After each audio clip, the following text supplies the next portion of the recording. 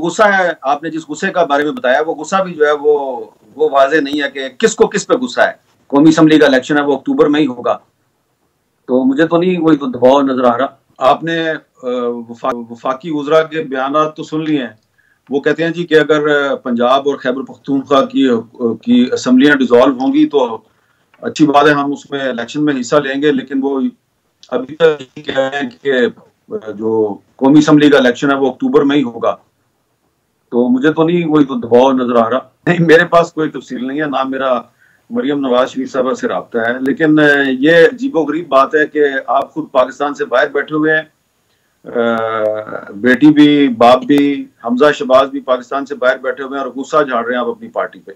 तो ये तो गुस्से की मुझे कोई जवाब समझ नहीं आती, बल्कि पार्टी को गुस्सा निकालना चाहिए उन पे कि भाई आप पे तो कोई पाबंदी नहीं है पाकिस्तान में रहने पे, तो आप पाकिस्तान से बाहर क्या कर रही हैं। और जबकि वो सीनियर नायब सदर भी बन चुकी हैं पार्टी की, तो उनको तो पाकिस्तान में होना चाहिए।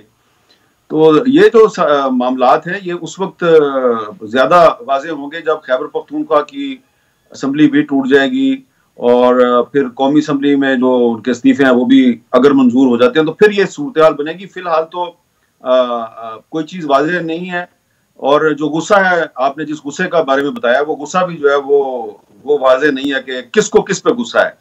गुस्सा तो पार्टी को होना चाहिए मरियम नवाज पे, लेकिन आप कह रही हैं कि मरियम नवाज को गुस्सा है पार्टी पे।